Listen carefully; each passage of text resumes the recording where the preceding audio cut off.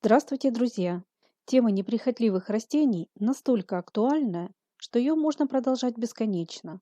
Беспроблемные многолетники всегда были и остаются мега востребованными в садоводстве. Они просто незаменимые для создания малоуходных садов и так называемых ленивых клумб. Сегодня я хочу рассказать про растения, с выращиванием которых справится каждый.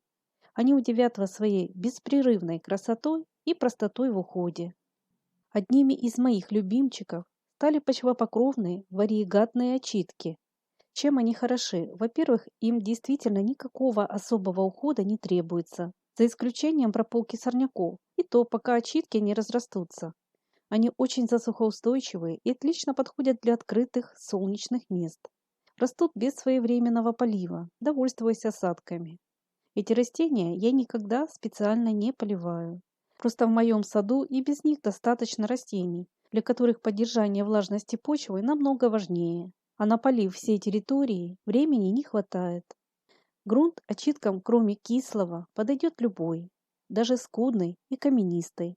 А самое главное, что эти растения красиво выглядят круглый год.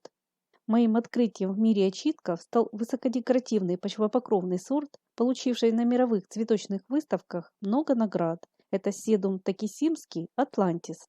Это растение будет каждый сезон удивлять вас переменчивой окраской своей необычной листвы. Листики очитка атлантис плотные, с эффектным зубчатым краем. По центру они темно-зеленые, а по краям цвет варьируется от белокремового до желто-розового. В зависимости от сезона или погоды цвет этого очитка меняется. Очень красивые молодые побеги, в которых еще недостаточно хлорофилла.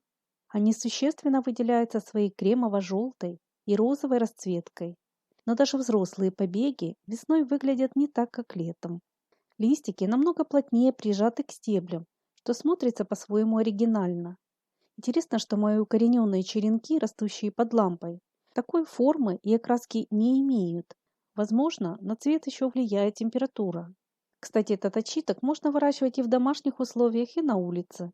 Он отлично зимует без укрытия и выдерживает морозы до минус 34-40 градусов. Подходит для выращивания даже в третьей климатической зоне. Седум атлантис очень эффектно выглядит в июне, в период обильного цветения.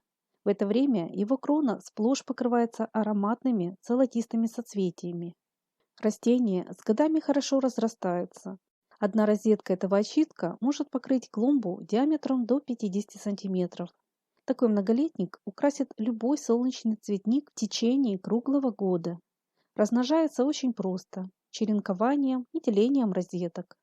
К подобным меняющим окраску седумам относится еще один мой неприхотливый любимчик – это очиток Видендорфа вариегата. Этот многолетник хорошо нарастает и подходит для заполнения пустующих мест. Его листва зубчатая, пестрой окраски. За ней также интересно наблюдать, так как со сменой сезонности она периодически меняет свою цветовую палитру. В ее оттенках присутствуют нежные, пастельные и более яркие краски. Желтоватая ажурная кайма, как и стебли, часто окрашивается в розовые, красные и багряные оттенки. В конце июня побеги покрываются бутонами. Цветение длится с июля по сентябрь. Золотистые цветочки с пурпурными тычинками также эффектно контрастируют на фоне вариегатной листвы. Этот седум может расти не только на солнце, но и в притененных местах. И что интересно, его вариегатность особо не зависит от освещения. Очиток Мидендорфа вариегата также хорошо зимует без укрытия, но его лучше не высаживать в низинах и в местах с постоянным застоем влаги. К тому же этот многолетник не поражается болезнями и вредителями. Я никогда не замечала на листьях ни грибковых пятен, ни следов от насекомых-вредителей. Чем не прекрасный вариант для создания ленивого цветника. Одно растение разрастается до 50 см диаметром и составляет высоту около 10 см. Такой эффектный пестрый коврик будет украшать круглый год альпийскую горку, каменистый садик и прочие места в саду. Подобные многолетники удачно сочетаются с растениями серебристой и сизо-голубой окраски. Мой очиток был посажен по соседству с почвопокровной гвоздикой, которая также декоративная в течение всего сезона.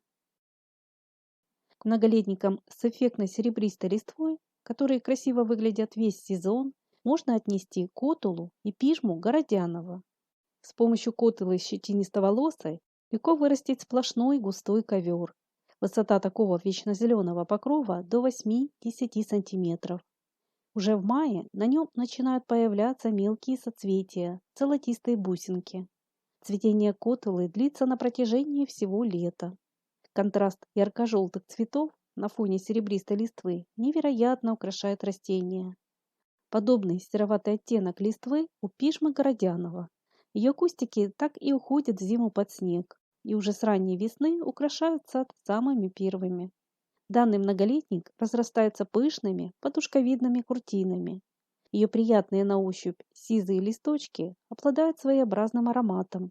Пижма городянова тоже цветет, выпуская желтые соцветия с июля по август. Мне также очень нравится, как весь сезон эффектно выглядит серебристая листва санталины.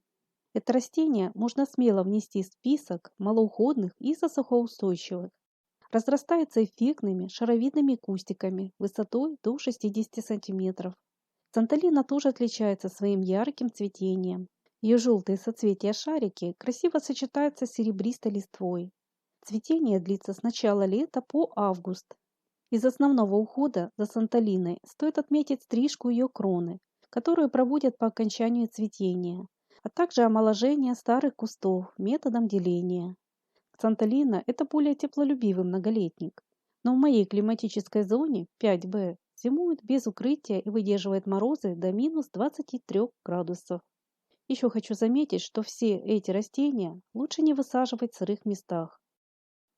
Любителям неприхотливых, вечно зеленых многолетников можно посоветовать тимьян. Этот почвопокровник хорошо разрастается, укрывая почву своими побегами и мелкой ароматной листвой. Очень обильно цветет, образуя эффектный цветочный ковер. Тимьяном часто заполняют щели между садовой плиткой, на подпорных стенках, украшают им альпийские горки и солнечные цветники. Аккуратные ажурные полянки можно создать и с помощью вариегатного арабиса кавказского. Этот беспроблемный многолетник красиво смотрится за счет своих двухцветных листьев, которые декоративные круглый год. Его розетки эффектно выглядят даже в тени. К тому же арабис еще и пышно цветет. К почвам неприхотливый. У меня растет на суглинке в тени высокой ели. Хотя на солнце арабис станет намного быстрее наращивать свои объемы, а также обильнее цвести.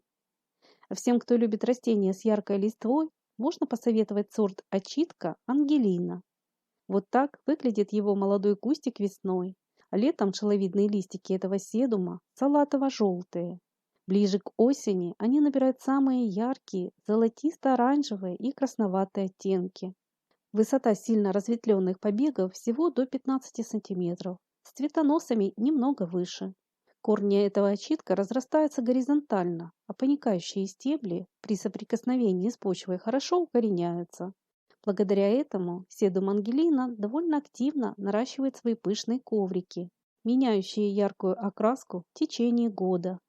К подобным седумам, только с голубым отливом листвы, относится очиток Blue Spruce. Он также наращивает сплошные густые покрытия из множества разветвленных и укорененных побегов. Если вы хотите получить яркий контраст, посадите очиток ангелина и Blue Spruce рядом. Эти многолетники также цветут россыпью желтоватых соцветий. Мелкие цветочки раскрываются с июня по август и добавляют общей палитре растений еще большую привлекательность. Если вы мечтаете о таком эффектном густом коврике, посадите на небольшом расстоянии сразу несколько кустиков. Все вышеперечисленные многолетники достаточно выносливые, засухоустойчивые и неплохо зимуют даже без укрытия. Исключение – это, наверное, санталина, которую в северных регионах лучше укрывать. Эти растения хорошо разрастаются и легко размножаются.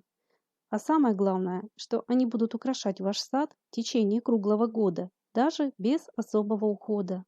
Эти многолетники можно смело рекомендовать неопытным и занятым садоводам, а также тем, кто не может своевременно поливать свои насаждения. Напишите в комментариях, какие еще малоуходные растения с эффектной окраской листвы и декоративные весь сезон вы можете посоветовать. Не забывайте подписываться на наш канал и делиться своим ценным опытом. А если это видео было вам интересным, не забудьте, пожалуйста, поддержать нас своим лайком. И до новых встреч на канале Добрый сад.